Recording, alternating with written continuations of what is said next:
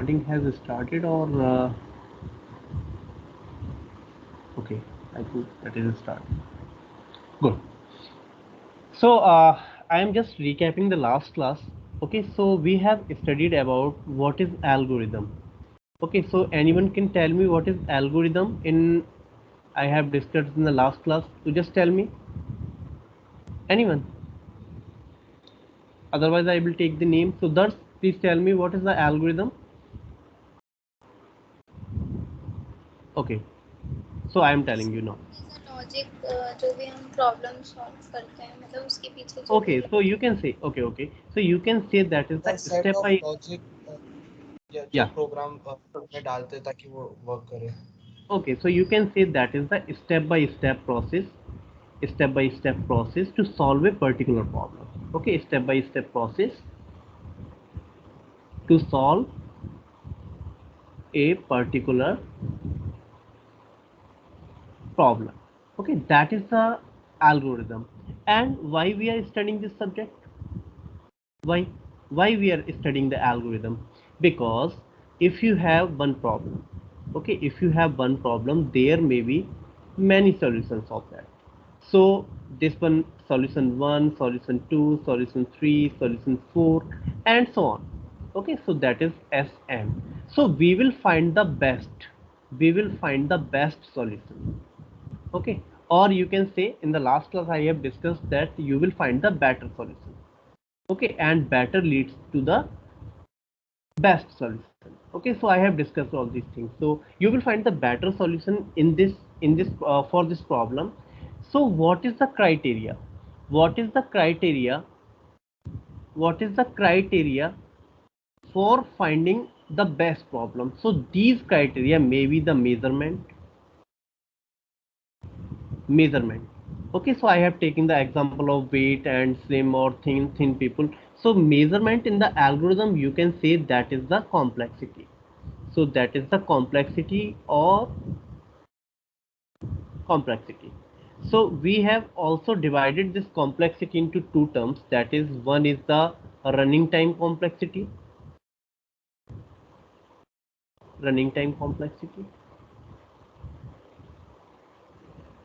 and second one was the space or memory, space or you can say memory complexity.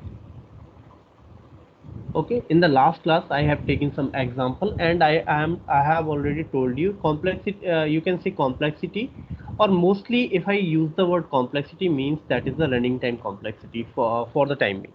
Is it okay? So till now till this thing I have covered in the last class, so everything is okay? Yes or no? Come on, then I will means go for the further thing. Or I have told you one more thing, that is you will, if you are finding the complexity, if you are finding the complexity, then first what is the thing, you will not write the program, you will not write the program first. Okay, okay, we will not write the program first, even though we will discuss that part, that you will find the logic and you will try to find out the running time without writing the program. That is the first thing. And second thing was that that complexity is independent, or running time complexity is independent of the software and hardware independent. And I am taking the example in the last class, hardware independent. These parts are clear to you? Just tell me yes or no, otherwise I will cover these. So everything is okay in this slide? Yes or no? Yes. Yes Okay, yeah, Yeah. good, very good. So now I am going for the further thing, means now we will see that how can we measure the running time complexity. So how can you measure the running time complexity? So I am taking one example, you can understand running time complexity. Okay, sometimes just tell me, is it okay, this way is okay to teach you? Means most of the time I am using the means like blackboard teaching. if you need only the PPTs, then I will elaborate that part. I will also do, means you have no, when it is needed I use the PPT also, but most of the time I like to teach you like this. So this is okay for you, you can suggest me. Sir, this is Yes. not okay, this Yes, is sir. not okay, is it okay? Yes. So other student, please tell me, this Yes, sir. Thing is okay, ये आपकी समझ में आता है इस तरीके से या नहीं, ये मुझे बता दो, थोड़ा सा मुझे आइडिया हो जाए कि मैं पीपीटी भी यूज कर सकता हूँ, जस्ट उसमें टाइम बचता है और कुछ नहीं, मीन्स यहाँ पे थोड़ा सा समझाने में टाइम लगता है, बट आई बिलीव दैट कि मैं आपको ज़्यादा बता पाता हूँ। मैं अगर पीपीटी लेके आऊँ तो मेरा कंस्ट्रेन हो जाता है, that I am constraining that PPT also, I am just reading that part. यहाँ पे क्या है कि मैं आपको ज़्यादा बोल पाता हूँ या बता पाता हूँ, क्योंकि टाइम लिखने में मिलता है और बताने में बार बार, और आपको भी समझने में टाइम लग जाता है, मीन्स टाइम मिल जाता है। Is it okay? This thing is okay to you? There is no problem with this type of teaching. Is it okay? Yes, sir. Okay, good. Then I am coming to how can you measure? So I am taking one example. Just tell me. So please now please focus on this thing. I am taking one small input. So I am writing here that is small input. Okay, and I am putting this in small input in a algorithm. Okay, in a algorithm I am putting this small input. Okay, this is your algorithm, and after that I am saying I am calculating the running time complexity. So I am saying if I am putting some small input, it will take the time t. Okay, it will take the time t, please understand. I am putting some small input, small input I can say, okay, I am not taking any value here, so I am saying I am putting some small input to the algorithm and it is taking time t. Now what I am doing, first thing, I am doing this 100 times to the small input. Now you can understand, if the small input is n, okay, so I am making this small input to 100 n, 100 multiply n, that is 100 n. So anyone can tell me, and I am putting this in this same algorithm I am putting this input, so what should be the time here? So anyone can guess for that, what should be the time at this first point when I am making the input 100 times? Just tell me. Any answer? Please answer this question. Otherwise you can write on the chat also. If you don't want to use that means your mic, then you can write on the chat also. I will see on the chat, means मैं mobile में chat open कर लेता हूँ, so I can check that part. So please reply on the chat. Come on, if you will not interact with, yeah, so Dars is saying that is 100t. Okay, so other answer. So Sir, 100 T. 100t होगा. Okay, देखो, please understand, you are saying sir that will be 100t. I am not saying maybe the answer is 10t, maybe the answer is 5t, maybe the answer is 2t. Okay, maybe the answer is 1000t. Okay, that maybe any answer can be considered. I am just saying, if I am increasing the size, I am increase the input size. Okay, I am increasing the input size. Okay, so you are saying, so this is not the perfectly, means if this is t time, then 100 times if I will increase the input, then accurately 100 times it will increase, maybe. Excuse me, it, sir. yeah, Sir, can beta you पूछो. please explain the whole question again? I didn't understand it. Means I am saying, means you have one problem or one algorithm, you are putting some input n, a small input in it. Okay, so to execute that algorithm, for the small input it is taking time t. Is it okay till now? Yes or no? Come on. Yes, sir. Okay, after that I am, what I am doing, I am just I am making 100 time of that small input. Means if that small input is n, I am making that 100 into n. Means अगर input पहले मैंने 2 ले रखा था, now I am taking this n value into 2 into 100, that is 200 value. Okay, input is 200 now. Then how much time it will, this algorithm, how much time it will take, this algorithm how much time will take. So just I am asking to you how much time this algorithm will take. Okay, now question is means understood by you? Yes, sir.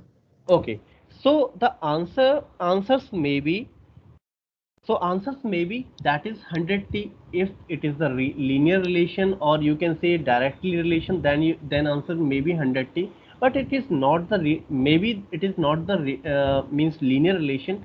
So you can say the time will be increased. Okay, that is absolute. If we are increasing the input, if we are increasing the input, time will increase. Means the answer may be the that is greater than t. Okay, again if I will increase, that is 1000 time or 10,000 times, 10,010, and we will put this in this algorithm, the time will increase, so that time will be more than this greater than t. Okay, so if we are increasing the input, the time will increase. So that is the first funda, please remember this thing.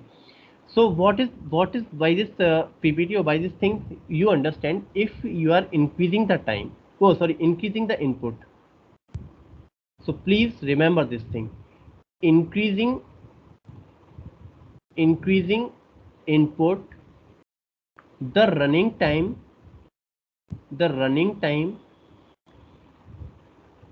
will also increase.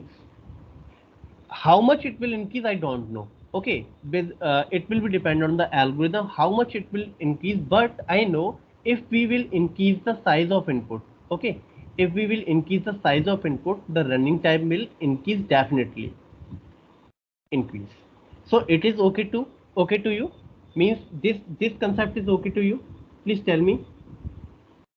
Yes, just tell me please, batao jaldi se, is it okay? Yes, sir. Okay, so you can understand that this running time only depends on the input size. Is it okay? This running time, you can say this running time is the function of input size. Okay, or you can say running time is dependent on the input size. Lastly, you already see that is running time is not dependent the hardware and the software, but the running time is only dependent of the input size. That is the important thing. Okay, so please remember this. And so it is you understood this thing. If we are increasing the input size of the algorithm, then the running time will also increase. Okay, that is okay to you? Hello, please tell me. Yes, sir. Yes, sir. Okay, okay, so we are talking about, so you can understand here, we are talking about, this is the means, this is the concept we are interested, means we can say this is running time को अगर मैं RT बोल रहा हूँ, okay, this is running time. Running time, is the function of n means that is the input size. So this thing is okay. Now I am writing this in the mathematical term. So this is running time function. Running time function is dependent only on the input size. Okay, it is not dependent on the hardware or software. Already you have seen the last class. So here you can understand it will depend on the only the input size. Second thing, so you can say that is we are interested only the growth of the function. Growth of the function. Growth of the function. Function means this function. Means if input size will increase, okay, if input size will increase, this n will increase, then the running time will increase. But how much running time will increase, we will generalize this thing. Okay, so now you are with me, means you understood this concept. If the size of the input will increase, the running time will be increased. It is okay to you? Hello, Yes, sir. Yes. Okay. So already you see in the last slide means I am saying I am increasing the size of the input, and you are saying, sir, maybe the answer is 100t, maybe the answer is 5t, maybe the answer is 2t, 10t, or whatever, 1000t. So you are saying, sir, I can approximate I can approximate that answer. I am not calculating accurate what will be the answer. So second thing, for the growth of the function, when we are increasing the size of n, when we are increasing the size of input, we are we are approximate the running time. We are approximate the running time, or you can say running time complexity. So this approximation leads to this approximation, you can say, that is the asymptotic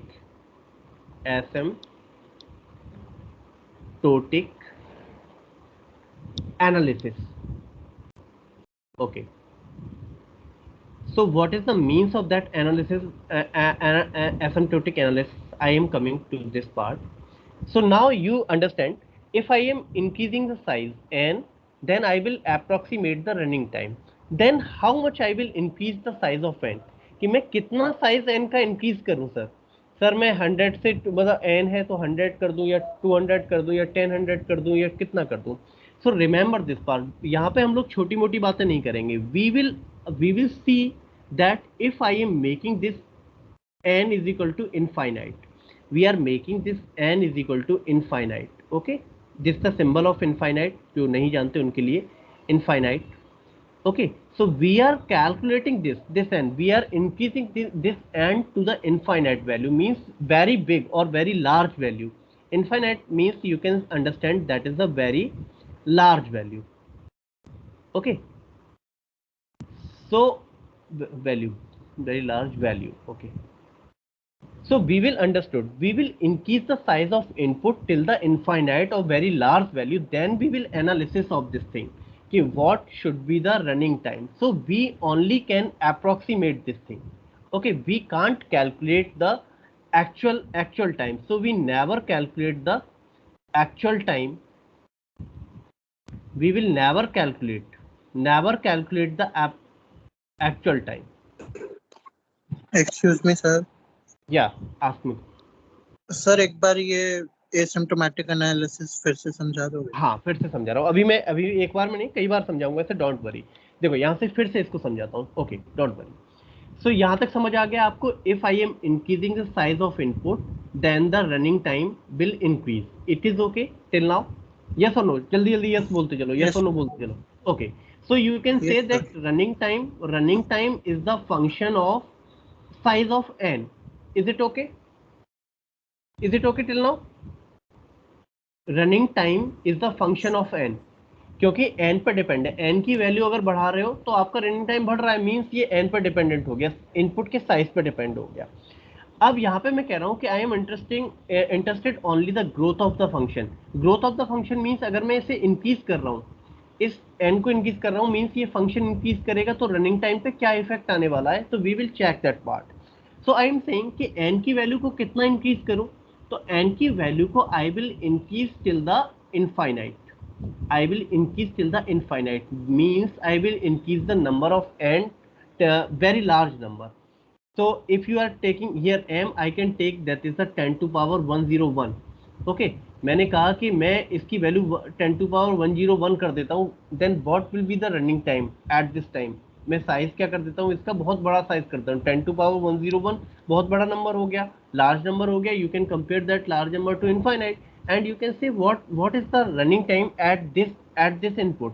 So we can approximate only, we can approximate that running time. That's why I am saying if I am approximate that answer or that running time, so that analysis you can say that is the asymptotic analysis.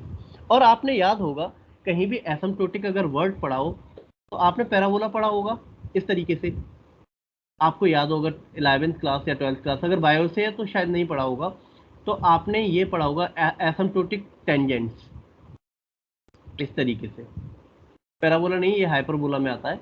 तो हम लोग क्या कहते हैं, asymptotic tangents क्या होते हैं, जो t इज इक्वल टू या जो भी आपकी x is equal to infinite पे जो वैल्यू होती है यहाँ पे, तो हम ये मान के चलते हैं कि हमारा जो x एक्सिस की वैल्यू इनफाइनाइट है, उस टाइम ये क्या होगा, इस कर्व से मीट कर जाएंगे, उसका टेंजेंट बन जाएगा। तो हम लोग क्या कर रहे हैं, यहाँ पे भी सेम वही चीज कर रहे हैं कि एसिम्प्टोटिक वर्ड यूज क्यों कर रहे हैं, we are using that asymptotic word here again because we are taking the value, input size value we are taking, that is infinite. That's why at that infinite value we are not calculating the actual time taken by the program, or you can say that algorithm. We will approximate that thing. So we are saying that is the asymptotic analysis. So now it is clear what is the means of asymptotic analysis. Is it okay? Hello. Sir Yes or इसका no? मतलब बस ये है ना कि अगर हम अब रनिंग टाइम को अप्रोक्सीमेट करेंगे तो हम बेसिकली एसिम्प्टोटिक एनालिसिस कर रहे हैं। एनालिसिस कर रहे हैं, और वहां पे एसिम्प्टोटिक एनालिसिस के टाइम पे जो हमारी n की वैल्यू होगी, that n will be infinite, near to infinite. Okay, that's why I am saying that is tends to infinite. ये इसका मतलब होता है n tends to infinite. Okay, और एक if I am taking very large number, so always remember in the algorithm part we will discuss about जिस input size की जो वैल्यू है, जो हम अपना सोचेंगे दिमाग में, वो यही सोचेंगे that is we are discussing about the very large value. Okay, so remember this part. यहाँ पे दो चीजें आपको हमेशा याद रखनी है। फर्स्ट, n की वैल्यू क्या होनी चाहिए, वेरी लार्ज वैल्यू। तो I can write this very large value, और I can write the infinite, but I can write the very large value. So always you will learn this thing, very large value. Okay, on this value we will analysis the running time. So इस process को पूरे को मैं क्या बोल रहा हूँ, that is the process of asymptotic analysis. ये total जो process है that is the asymptotic analysis. This part is okay now? Is it okay? So remember this part means अभी आपने लास्ट देखा था यहाँ पे, that is it is hardware and software independent, means running time complexity is independent of hardware and software, but it will depend only the input size of the algorithm. Okay, so remember this part. We are interested in only the growth of the function. अभी मैं इसको आपको समझाऊंगा what is the means of growth of the function. So remember this part. We always, so first thing is this, we will analysis, asymptotic analysis we will do. So we will think about the infinite value of the input size, and second thing we will interested in only the growth of the function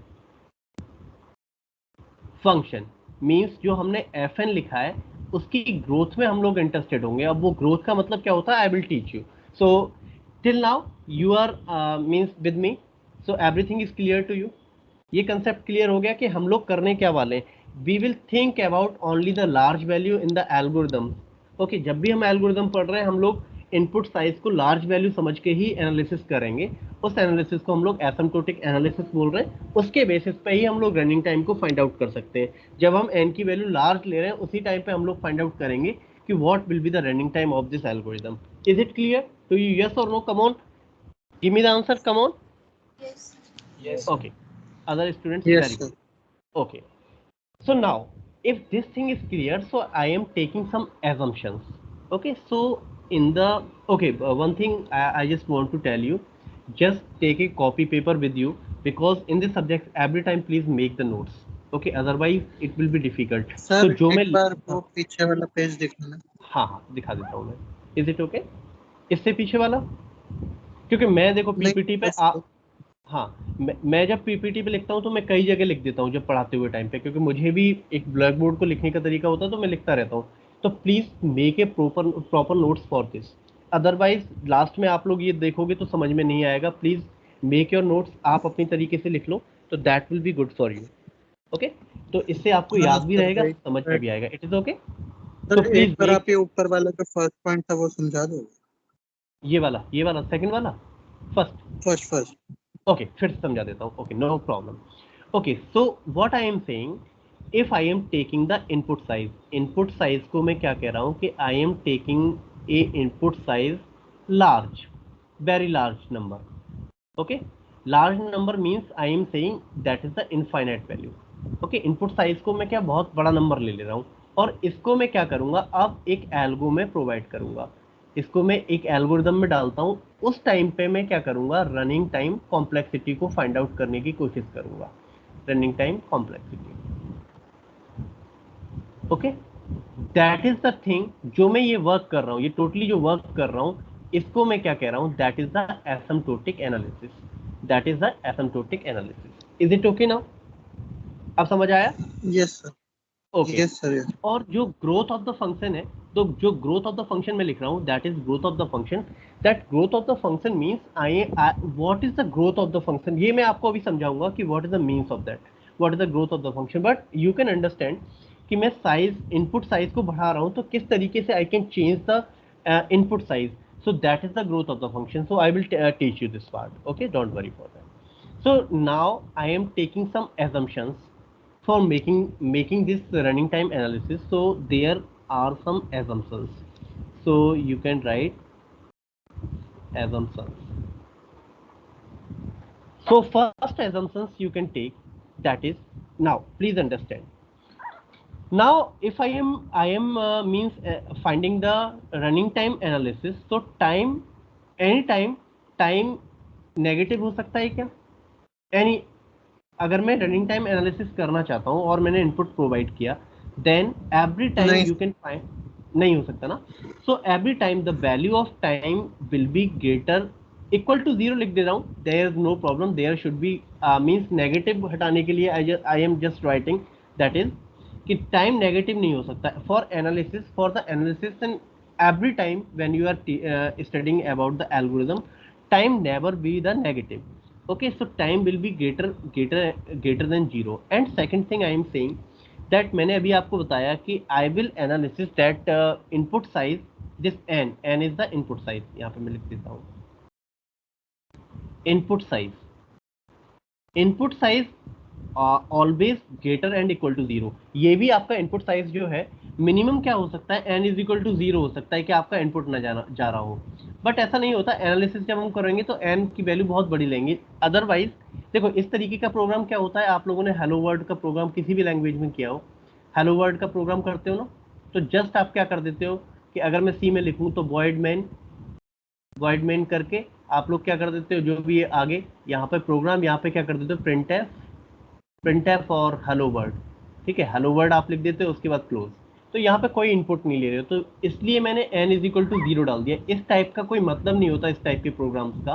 ठीक है, just जब आपको start किया जाता है तो you know very well that is the first program when you learn the programming. So but here the input is n is equal to 0. That's why I am saying that n is equal to 0. Otherwise all the time we will analysis that the input size of the algorithm should be greater than 0. So this point is clear to you कि every time we will find that input size और time दोनों आपका क्या होगा, 0 से ज़्यादा होगा, negative नहीं हो सकता. Is it okay to you? Yes or no? Come on, please tell me. First assumption is clear. Concept आपको समझ में आ जाना चाहिए कि सर ऐसा क्यों लिख रहे हैं. Is it okay? Please yes और नो बताओगे तो मैं आगे बढ़ूंगा. प्लीज रिप्लाई करो. Okay, very good. Yes sir. जल्दी किया करो. देखो आप लोग बोलोगे तो मुझे लगता है कि आप लोग हो, सामने दिख तो नहीं रहे हो, तो प्लीज मुझे अच्छा लगता है. Okay, second thing I am saying the input size. Now you can understand what is the means of n. I am not writing again and again. So input size we will analysis that should be the value n tends to infinity.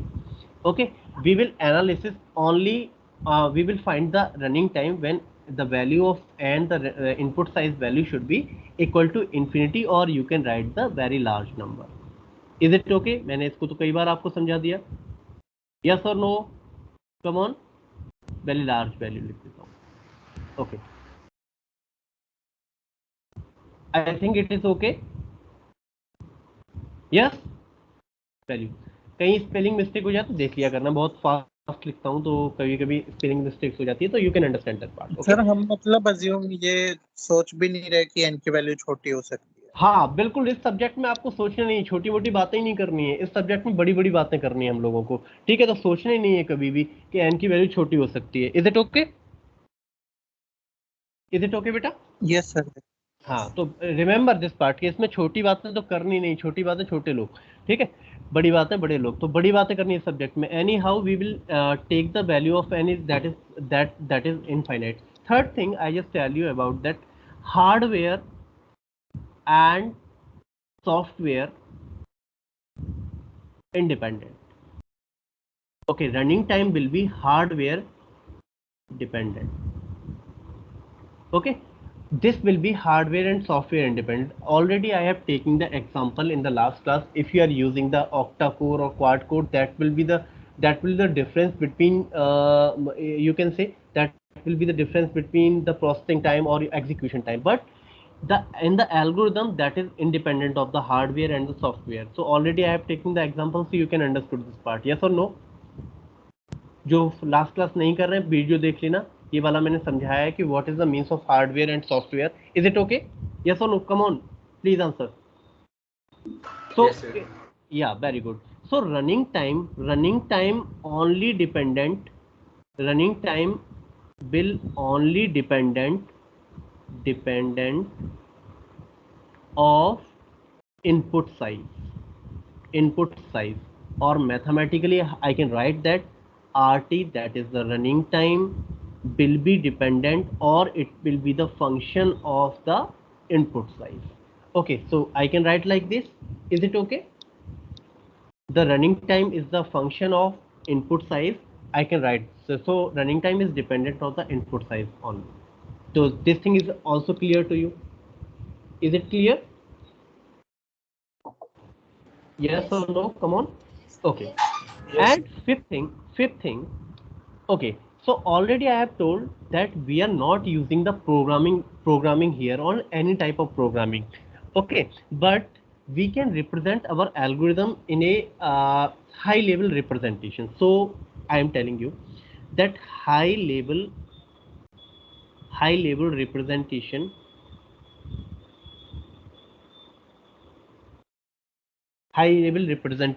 we can use the high level representation, और एक word use करते हैं, आप लोगों ने सुना भी होगा, that is a pseudocode.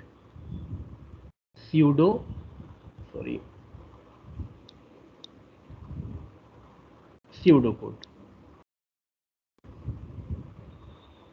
Okay, this is don't worry for that. If I can say, you can represent an algorithm by a pseudocode. Pseudocode means this is like a English type of language. Means if you want to write something or some logic, so you can write like a English. So you can say that is the high level representation. अब मैं यहाँ पे एक लिख सकता हूँ कि for मुझे loop चलाना है 1 to n, एंड उसके बाद मुझे एग्जीक्यूट कराना है, मुझे क्या एग्जीक्यूट कराना है कि n इंटू n प्लस 1 इसको मल्टीप्लाई करना है. After that the result will be, इसको अगर मैं एक फंक्शन में दे दूं a, that result will be a. तो इस टाइप का अगर आप एक इंग्लिश रिप्रेजेंटेशन कर रहे हो या अंडरस्टेबल कोड लिख रहे हो, तो यहाँ पे एक हार्ड एंड फास्ट नहीं है. देखो, अगर if you are writing a code in the C++, Java, Python, that is a syntax is needed. Okay, if you will go out the sentences, means अगर आपने semicolon छोड़ दिया तो it will provide the error, it will not provide the answers. But in pseudocode there is no need. Okay, so you can say that is the high level representation. For the algorithm we can use the high level representations. So अभी के लिए इतना ही समझ सकते हो. और देखो होता क्या है कि इसके भी कुछ notations होते हैं. If you are using the double equal, then you can use the equal thing. Okay, instead of taking assignment, अगर आपके पास कुछ असाइनमेंट टाइप का कुछ है कि हम लोग ऐसे डिफाइन करते हैं i इज इक्वल टू 1, तो यहाँ पे स्यूडो कोड में you can define i this value 1 is going to the I, so assignment statement you can represent like this only. So this is the thing. So pseudocode is the high level representation. अगर ये आपकी अभी समझ में नहीं भी आया तो कोई बात नहीं, क्योंकि इसकी हमें बहुत ज़्यादा ज़रूरत नहीं पड़ने वाली कि what is the means of that. But sometimes you have to know that we can represent a algorithm when we are studying about the running time analysis we are doing. We can represent our code or our idea in the pseudocode. that part is clear now? Is it okay, beta? Just tell me. Yes, sir. Yes. Okay, good, very good. Now last thing is we will use for finding the running time. For finding the running time, we will use the primitive operations. We will analysis on only the primitive operations.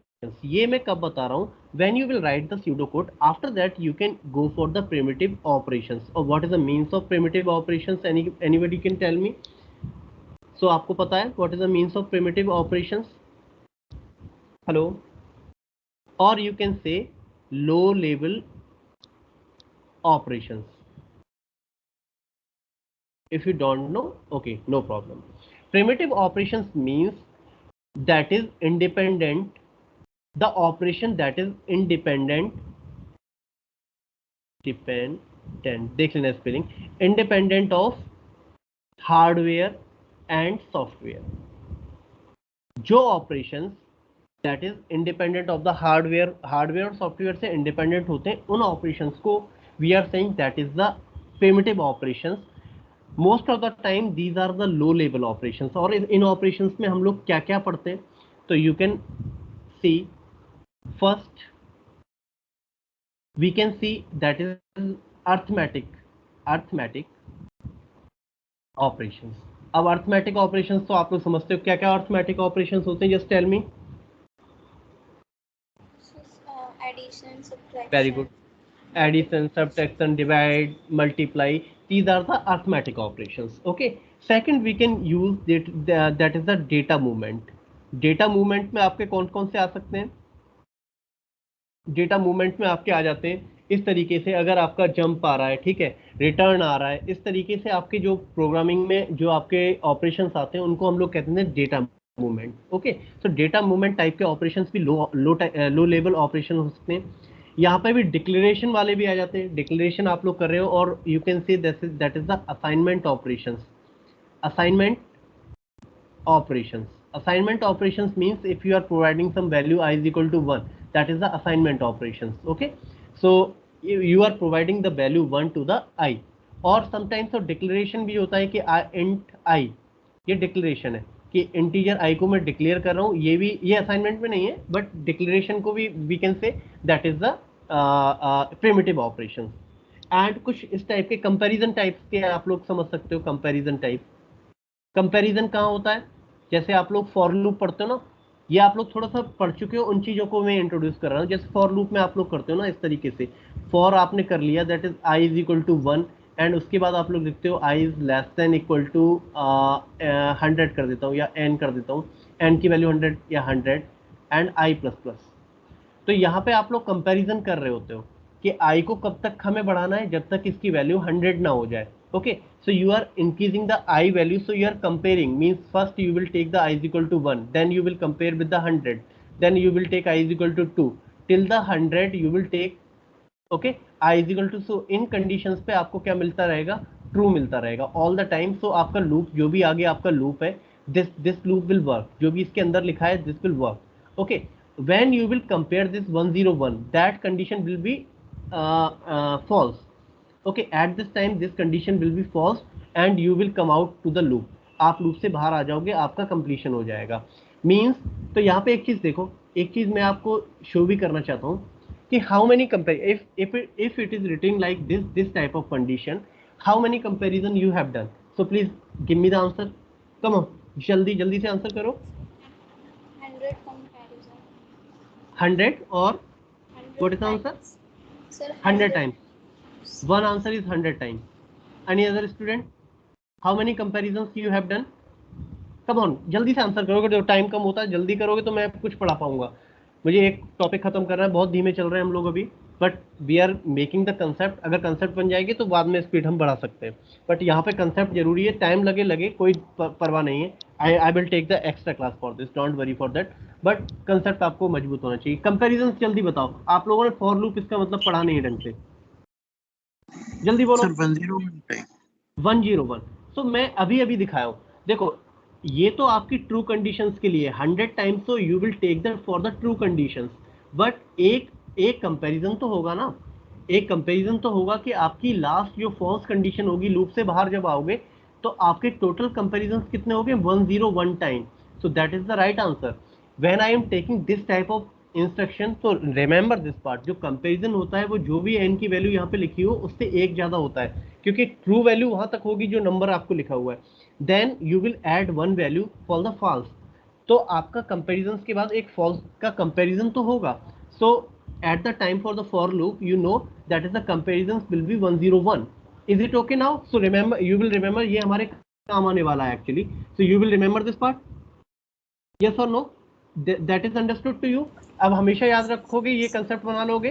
Comparisons कितने होते हैं, एक ज्यादा होता है, कि हमें false की कंडीशन भी देखनी होती है. Is it okay?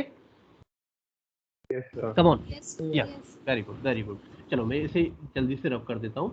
So okay, now you can understand what is the means of primitive operation. So primitive operations आप लोग समझ गए कि this type of operation we can use to find the complexity, running time complexity. कि इस type के low level operations को हम लोग चेक करते हैं. और इन लो टाइप के ऑपरेशंस को क्यों चेक कर रहे हैं? क्योंकि these are the independent of the hardware and software. It will only depend of the input of the size. और यही हमारा क्या है कि ये इनपुट पे तो डिपेंड करेंगे, but it is independent of the hardware and software. और यही हमने पहले पढ़ रखा है कि हमें अगर कोई भी एनालिसिस करनी है तो we will take the n value. आपका डिपेंडेंट हो सकता है इनपुट साइज पे, but it will not dependent on the hardware and software. So we can take these comparison. अगर हमें कोड मिलता है तो इनको देख के हम लोग पता कर सकते हैं कि what should be the complexity of this code. Is it okay till now? So every point is clear to you? Yes, sir. Very good. Yes, sir. Okay, समझ में आना जरूरी है. इस सब्जेक्ट में यही है कि समझ में आना जरूरी है. समझ में आ गया तो आपको चुटकियों पे आ जाएगा ये subject. Okay, so I think all these things is clear to you now. Most of the time what is happening, you till now you have studied at the program. So first I am taking, even though we will take the algorithm, but first I am taking one example of the programming purpose. Okay, program का example एक ले रहा हूँ, first example. सो वहां से आपको मैं understand कराना चाहता हूँ कि what is the means of growth of the function. Okay, so please try to understand.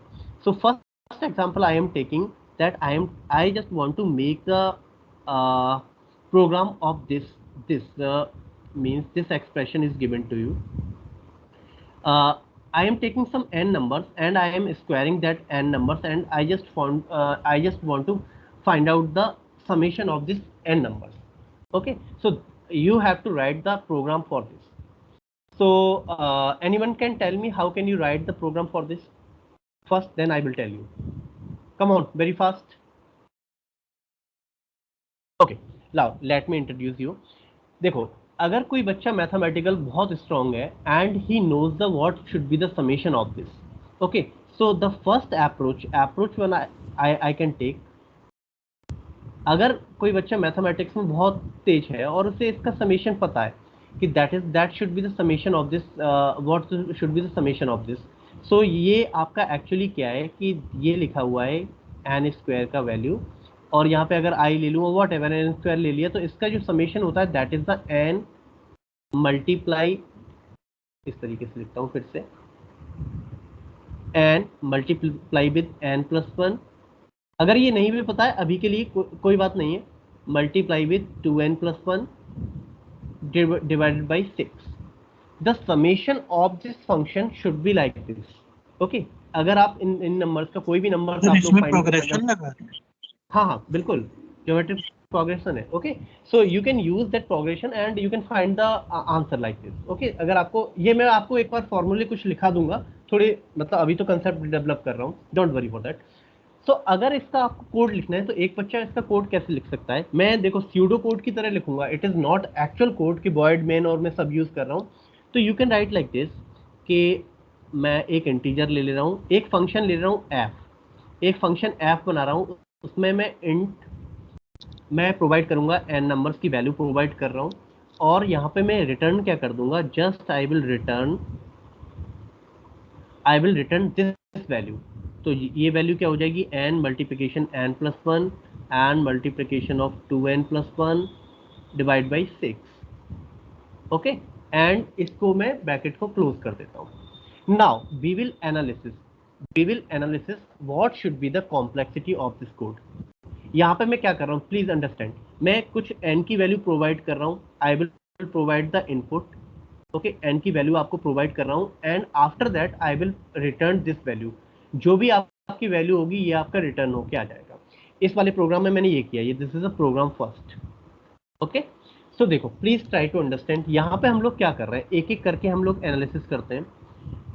अगर मैंने अभी आपको सिखाया कि we will see the primitive operations, primitive operations, अब मुझे बताओ इस प्रिमिटिव ऑपरेशंस में कितने एडिशंस हो रहे हैं, एडिशन कितने हो रहे हैं, तो प्लीज आंसर मी। देखो यहाँ पे तो इनपुट 2 हो रहे हैं, वेरी गुड, ये आपका 1 प्लस हो रहा है, ये आपका सेकंड प्लस हो रहा है, तो आपके एडिशन हो रहे हैं केवल 2। Second, we will go for the multiplication, how much multiplication is there, बताओ जल्दी से। देखो फर्स्ट मल्टीप्लिकेशन, सेकंड मल्टीप्लिकेशन, हाँ तीन कितने चीजों की मल्टीप्लाई हो रहे हैं, मल्टीप्लिकेशन हो रही है। 3 जगह मल्टीप्लिकेशन हो रही है, वेरी गुड। एक आपका यहाँ पे, एक आपका यहाँ पे, और एक 2 के बाद यहाँ पे भी आपका मल्टीप्लिकेशन हो रहा है, तो आपकी 3 टाइम्स मल्टीप्लिकेशन हो रहे हैं यहाँ पे, ओके वेरी गुड। एंड मुझे बताओ डिवीजन कितने हो रहे हैं या डिवाइड कितने हो रहे हैं, एक बार हो रहा है। वेरी गुड, 1 टाइम डिवीजन हो रहा है। And one thing more, this is also A primitive, मैंने आपको समझाया कि जंप रिटर्न आपका क्या हो सकता है कि primitive operation, so 1 time, this is also taking the 1 time, okay, so you can say that is the return, आपका कितनी बार हो रहा है, 1 टाइम हो रहा है, okay. So these are the primitive operations, so इतनी वैल्यू आपकी ये जनरेट होके आ गई। Now you just tell me, अब हमें एनालिसिस करना है, you just tell me, I am taking the n value is equal to 10. I am taking n value is equal to 10 to power 3. I am taking n value 10 to power 1000. How many primitive operations are there? अगर मैं इन सबको add कर दूं, वैसे add करने की जरूरत नहीं पड़ती, अलग अलग शो करना होता है, दैट इज ओके, बट मैं ऐड कर ले रहा हूं, तो मैं आपको केवल एग्जांपल के तौर पे आपको समझा रहा हूं कि how many primitive operations are there, 3 to 5 and 6 and 7, total primitive operations are 7, okay। primitive operations, primitive operation, PO लिख दे रहा हूँ, primitive operations are 7. So how many primitive operations when I am taking the value of n is equal to 10, how many primitive operations are there, just tell me. Hello, when I am taking n is equal to 10, how many primitive operations are there, please answer me, or you can write on the answer on this means or your chat box. Come on. 7 है sir. 7 primitive operation 7 हो रहे हैं। Second, यहाँ पे आप बताओ, when I am taking n is equal to 10 to power 3, how many primitive operations are there? या please, अगर आपको नहीं समझ आ रहा तो प्लीज मुझे बोलोगे सर नहीं, क्या सेम रहेंगे, आप ये बोल रहे हो ना? नहीं, 3 होंगे, 3 होंगे। 3, हाँ थोड़ा लॉजिक बताओ मुझे, क्यों 3 आएंगे when I am taking the n is रुको, कंफ्यूज हो रहा हूँ थोड़ा। कंफ्यूज हो रहे हो ना? 10 आएंगे, चलो अभी 10 आएंगे, चलो आपने बोला। अदर स्टूडेंट, एक स्टूडेंट आंसर दे रहा है, may be answer may be right और रॉन्ग, अदर स्टूडेंट आंसर करो, what should be the value, please reply. अगर आप लोग रिप्लाई नहीं करेंगे कहीं पे भी, मुझे टीम्स पे भी आप लोग नहीं भेज रहे हो और ना पे ना, मैं एक बार चैट को भी चेक कर लेता हूँ। 13 लिख रहे हैं, अविरल 13 लिख रहे हैं, ओके। और कोई आंसर अभी तक नहीं आया, प्लीज अंडरस्टैंड। देखो मैंने आपको क्या कहा, देखो n की वैल्यू, देखो मैं यहाँ पे आपको समझाता हूँ, n की वैल्यू आपने 2 ले ली, सबसे पहले n की वैल्यू 2 ले लो, यहाँ n की वैल्यू मैं पुट कर दूँ 2 मल्टीप्लाई 2 प्लस 1 मल्टीप्लाई 2, कुछ आंसर 7 आ रहे हैं, कुछ बच्चे लिखे हैं, अविनाश और सुवेग ने 7 लिखा है, दैट इज ओके। मैं अभी समझा देता हूँ आपको, तो अब आपके समझ आएगी, मोस्टली ऑलवेज 7, नेहा ने भी लिखा, good. So this is multiply with 2 multiply 2 plus 1, okay, divide by 6, जो भी वैल्यू आ जाए, देखो जो भी वैल्यू आ जाए, अभी मैं वैल्यू के ऊपर नहीं जा रहा, अब मैं ले रहा हूँ n is equal to 10 to power 3, okay. यहाँ n की जगह मैं क्या रखूंगा, 10 टू पावर 3, मल्टीप्लिकेशन यहाँ हो जाएगा, यहाँ पे आपका 10 टू पावर 3 प्लस 1 आ जाएगा, यहाँ पे मल्टीप्लिकेशन फिर से है 10 to power 3 multiply 2 plus 1 by 6। ये बताओ n की वैल्यू चेंज करने पे प्रिमिटिव ऑपरेशंस चेंज हो रहे हैं क्या, number of primitive operations change हो रहे हैं, प्लीज बताओ। अविरल और जो बच्चे ने ये अभी जो आंसर किया है 10 में नाम नहीं देखा, कौन है? सर एक तरह से हमारे हम जो पावर लगा रहे हैं एक तरह से वो भी मल्टीप्लिकेशन ही है, मैं वो चेंज पावर होने नहीं, यहाँ पे चाहिए इनपुट ratio। साइज यार, पावर नहीं कह रहा हूँ, ये इनपुट साइज अब मैंने 1000 कर दिया, अब बताओ पावर नहीं को तो फिर मैं चेंज 10 मल्टीप्लाई 10 तो लिखने का तरीका है, ये एक तरीका, मैं इनको मल्टीप्लिकेशन में नहीं ले रहा हूँ पावर को, ये मैंने 1000 लिख दिया, अब तो कहीं मैंने मल्टीप्लिकेशन नहीं किया ना इसको। मैं चलो अगर आप कंफ्यूज हो रहे हो तो मैंने फिर इसको चेंज चेक नहीं कर, होगा। हाँ हेलो क्या बोल रहे फिर हैं आप बेटा? चेंज नहीं होगा। फिर चेंज नहीं होगा ना, तो सर फिर प्लीज चेंज रिमेंबर नहीं दिस होगा। पार्ट। इस इनपुट को मैं ऐसे भी लिख सकता हूँ ना, इस सर इनपुट को तो ऐसे लिख सकता हूँ ना, इतने टाइम इसको जीरो ले लूँ, 1000 टाइम जीरो ले लूँ, तो आप मल्टीप्लाई में आप इस तरीके से समझो, ये तो मैंने लिख दिया पावर, उनको मत ऐड करो। Okay please remember this part. तो अगर मैं इनपुट साइज इनफाइनाइट भी ले लेता हूँ, इसकी कोई भी वैल्यू ले लेता हूँ, इनफाइनाइट एक लार्ज नंबर कोई भी ले लेता हूँ, आफ्टर दैट प्रिमिटिव ऑपरेशंस तो उतने ही रहने वाले हैं, सेम नंबर प्रिमिटिव ऑपरेशंस रहने वाले हैं जो आपने यहाँ पे लिखे, कोई चेंज नहीं आएगा। Is it okay? कोई चेंज तो नहीं आएगा, अभी आपकी समझ आ गया? कोई भी लार्ज नंबर में ले लूं, इनपुट n की वैल्यू आप प्रोवाइड कर रहे हो, ठीक है, यहाँ n के अंदर मत देखो कि n 10 10 10 ऐसे मल्टीप्लाई हो रहा है, ये वैल्यूज आप लोग 1000 या जो भी आपके इतने नंबर आप लोग प्रोवाइड कर सकते हो, इतनी बड़ी वैल्यू प्रोवाइड कर सकते हो n की, ठीक है।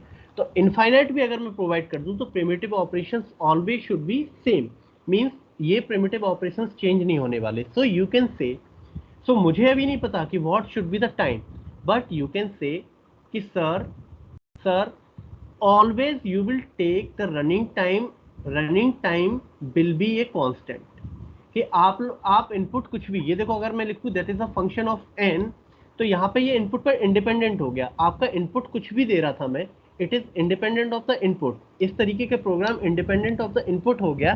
सो you will always get a constant running time. अभी वैल्यू मुझे नहीं पता कि what should be the value, constant यहाँ पे 1 भी हो सकता है, 2 भी हो सकता है, what ever, but always you will get the same constant value of this running time. So is it clear to you कि what I want to say, what I want to understand you means, क्या समझाना चाह रहा हूँ, आप लोग ये समझ पाए अभी इस क्वेश्चन में?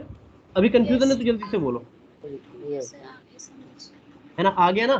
मैं n की वैल्यू कुछ भी लेता हूँ, आपके प्रिमिटिव ऑपरेशंस उतने ही रहने वाले हैं, मींस आपका रनिंग टाइम आप पे कांस्टेंट हो गया। Okay so it is okay. So now I am going, because मैं इसे खत्म करके ही मानूंगा, क्योंकि अगर सेकंड मैंने एग्जांपल नहीं लिया तो आप लोग डिफरेंस नहीं समझ पाओगे। सो प्लीज, सो सेकंड अगर मैं प्रोग्राम, अगर मैं लिखूं इस टाइप का सेम चीज का प्रोग्राम लिखूं, अगर मैं फॉर लूप से इसको करता हूं, तो जल्दी से मैं एक फंक्शन ले रहा हूं, इंट f2 ले रहा हूं फंक्शन, फिर से मैं क्या प्रोवाइड कर दे रहा हूं, इंट i को प्रोवाइड कर दे रहा हूं, और इसको मैं इस तरीके से सर लिखता ये हूं। जो कांस्टेंट वाला है, हाँ बेटा, ये जो हमने ये अजम्पशन है कि रनिंग टाइम इज कांस्टेंट, कि ये हमने वेरीफाई कर लिया। ये वेरीफाई हो गया, means constant always it will be A value एक कुछ वैल्यू आपकी आ जाएगी, रनिंग टाइम की कुछ वैल्यू आ जाएगी और वो चेंज नहीं होगी। मैंने आपको क्या समझाया अभी तक कि आपका जो रनिंग टाइम है वो आपका डिपेंडेंट किस पे होता है, इनपुट साइज पे, और मैं यहाँ क्या कह रहा हूँ कि मैं इनपुट साइज कुछ भी चेंज कर रहा हूँ, आपका आंसर क्या आ रहा है, रनिंग टाइम का सेम ही आ रहा है, कभी चेंज नहीं हो रहा, ठीक है। तो मैं कह रहा हूँ कि इसकी वैल्यू हमेशा कांस्टेंट आएगी, तो ये वेरीफाई भी हो गया। Is it okay?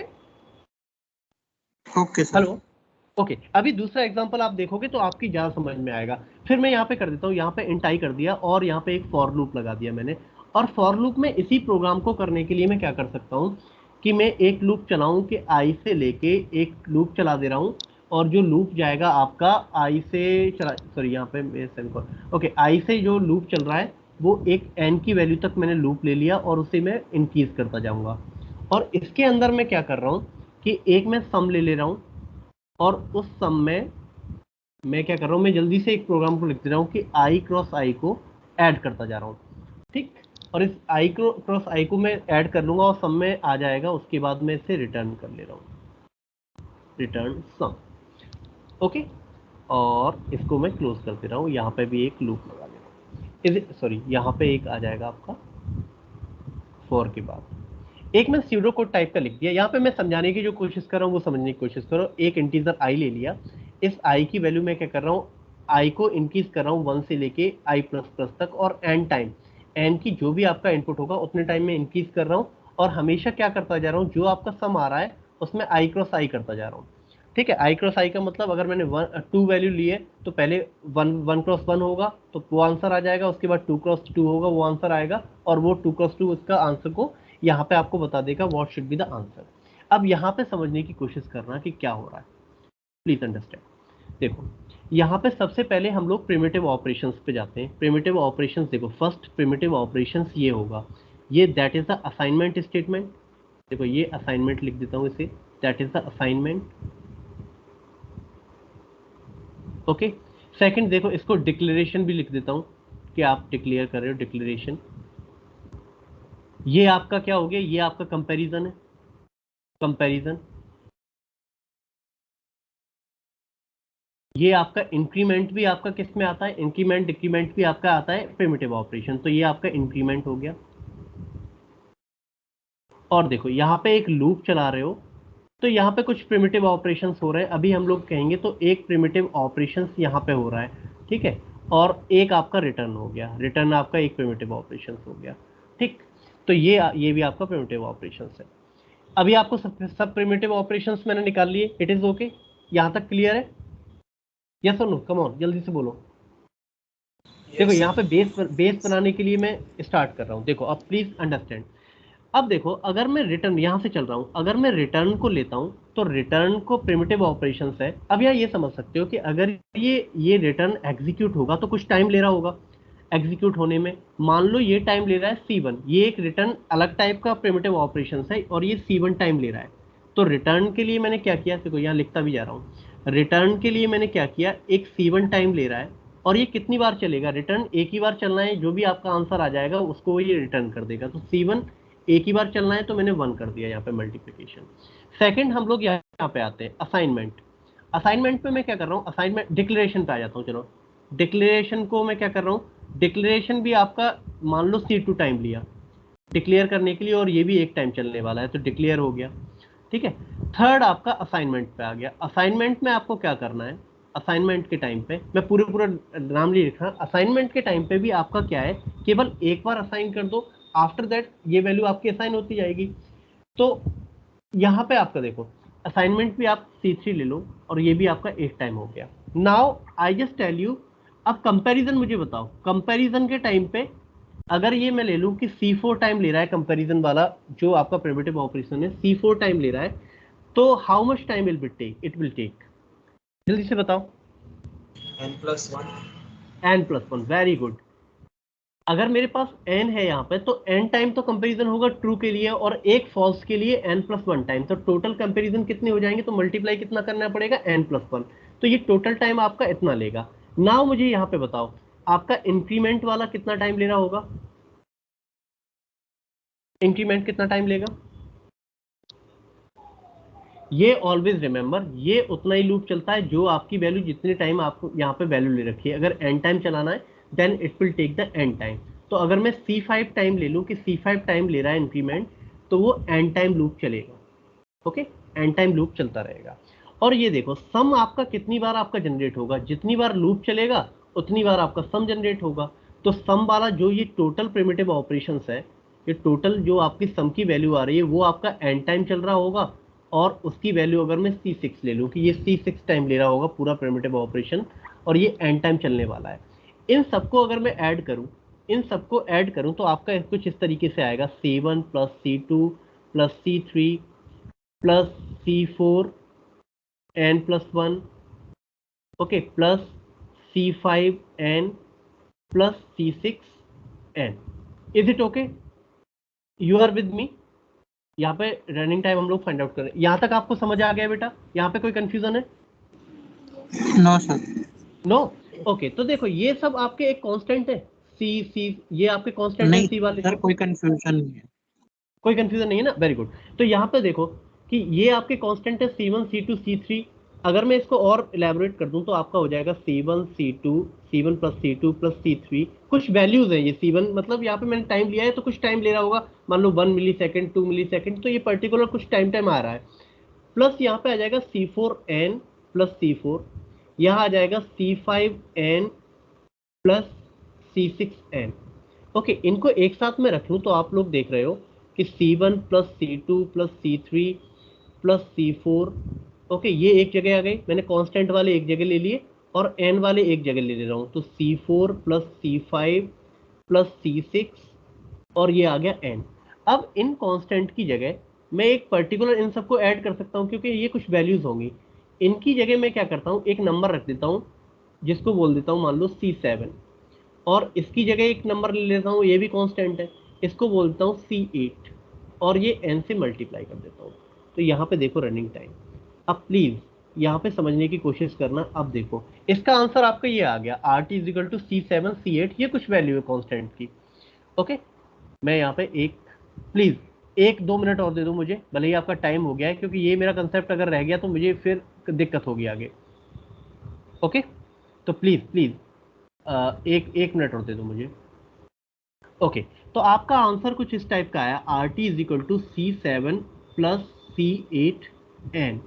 अब मुझे बताओ ये RT डिपेंडेंट है n पे, डिपेंडेंट हो रहा है n पे? नहीं, यस और no please. Sir yes sir. Yes sir, that is good, means RT is dependent of n। इस बार क्या हो रहा है कि फंक्शन हमारा n पर डिपेंडेंट है। और देखो एक और देखो, आपने कहीं ये इस टाइप की इक्वेशन पढ़ी है, mx प्लस c, ये आपका कांस्टेंट होता है, ये आपका कांस्टेंट होता है, ये इक्वेशन किसकी है? Sir that is the line equation. Hello yes sir, anyone? Line की इक्वेशन है। तो देखो जो हमारा फंक्शन जो क्या हुआ कि इस बार इस वाले प्रोग्राम में दैट इज लीनियरली क्या कर रहा है, लीनियरली ग्रोथ कर रहा है। लास्ट टाइम मैंने आपको समझाया that is RT is independent of the n, जो लास्ट आपका आंसर आया था वो कांस्टेंट था। इस बार आपका आंसर क्या आया, that is the dependent on the n, and वो कैसे आपका इंक्रीज कर रहा है, लीनियरली ग्रोथ कर रहा है, कि आपका फंक्शन किस तरीके से बढ़ेगा, लीनियरली ग्रोथ करेगा। तो ग्रोथ ऑफ द फंक्शन जो मैंने आपको समझाया था, that growth of the function वो यही है। और इस वाले सब्जेक्ट में we will go this type of situation जहां पे RT हमारा n पे डिपेंडेंट आता है, उन हम फंक्शंस को यहाँ पे डील करेंगे। तो इस टाइप की प्रॉब्लम्स को हम लोग डील करेंगे इस सब्जेक्ट में। ओके, इसके बाद की कहानी मैं यहीं से स्टार्ट करूंगा, इसके बाद की कहानी अगली क्लास में लूंगा क्योंकि टाइम भी हो गया, बट सर इट इज। हाँ बेटा, सर ये लास्ट वाली चीज समझ नहीं आई। फिर से बता देता हूँ। यहाँ तक समझ आ गया था बेटा कि RT, ये समझ आ गया था? हाँ सर, यहाँ तक आ गया सब कुछ। यहाँ तक आ गया। तो ये कुछ नहीं है, ये समझाने के लिए आपको बोला मैंने। क्या बताया कि आपका एक्चुअली देखो इसको रिजेंबल कर सकते हो। आपका लिखा है RT is equal to C7, that is also a constant, C8 that is constant, constant का मतलब वैल्यू कुछ, ठीक है। और एक लाइन की इक्वेशन होती है y is equal to m, यहाँ पे लिख रहा हूँ mx प्लस, नॉर्मल आप लोगों ने यही पढ़ रखा है तो मैं mx प्लस c लिख रहा हूँ, mx प्लस c। ओके, अब देखो यहाँ पे इन दोनों इक्वेशन को देखो, अगर मैं चेक करूं तो ये देखो, ये वाला कांस्टेंट वाला टर्म, ये दोनों भी कांस्टेंट होते हैं, ये m भी कांस्टेंट होता है, c भी कांस्टेंट होता है। तो ये C7 को मैं c लिख सकता हूँ, ये भी आपका कांस्टेंट है, ये भी कांस्टेंट है, C8 भी कांस्टेंट है, m भी कांस्टेंट है। केवल जो y होता है, y is the dependent function of x यहाँ पे, ठीक है। इसी तरीके से running time is the function of n, यहाँ पे निकल के आया। और ये एक दूसरे से रिजेंबल कर रहे हैं, ठीक है, एनालोगस है। तो ये लाइन की इक्वेशन है, ये लाइन की इक्वेशन है। तो मैं कह रहा हूँ कि आपका जो फंक्शन निकल के आया है इस प्रोग्राम का, वो आपका कैसे ग्रोथ कर रहा है, हम लोग केवल ग्रोथ के टर्म में देखेंगे। और remember, we will never discuss about the constant की इस सब्जेक्ट में, कि कांस्टेंट की कोई औकात ही नहीं होती, ठीक है। कांस्टेंट क्या आ रहा है, we will not discuss that the constant, क्योंकि हम लोग एनालिसिस क्या कर रहे हैं, n is equal to infinite पे एनालिसिस कर रहे होते हैं। तो कांस्टेंट की वैल्यू कुछ भी आ जाए, we are not considering that part कि कांस्टेंट की वैल्यू क्या है, हम लोग उससे वरी नहीं होते। केवल हम लोग क्या रिलेशन देख रहे होते हैं कि इस n का रिलेशन रनिंग टाइम के साथ क्या निकल के आया, because we are not analysis the exact value, we are going for the approximation. तो अप्रोक्सीमेशन में हमें अगर पता चल जाता है कि what should be the approximation, तो यहाँ पे आप लोग कह सकते हैं कि जो RT है वो डायरेक्टली प्रोपोर्शनल है n के, मींस ये आपका ग्रोथ कैसा हो रहा है, लीनियर ग्रोथ हो रहा है। इसको हम लोग बोल रहे हैं that is the linearly growth. Is it okay? Now it is okay बेटा, क्या आपको समझ आया? Yes sir, yes. Okay, आ so गया I sir. am stopping this thing because I am already taking the 10 minutes to you of you. Sorry for this. मैं कि subject में घुसने के लिए, समझाने के लिए करना पड़ेगा, but okay. Take care all of you. Please revise the parts and come again in the next class. अगर समझ में नहीं आया तो एक बार वीडियो डाल दूंगा, तो please go for the video again. Okay, so take care all of you. We will meet in the next class. Okay, take care. Bye bye. See you. So,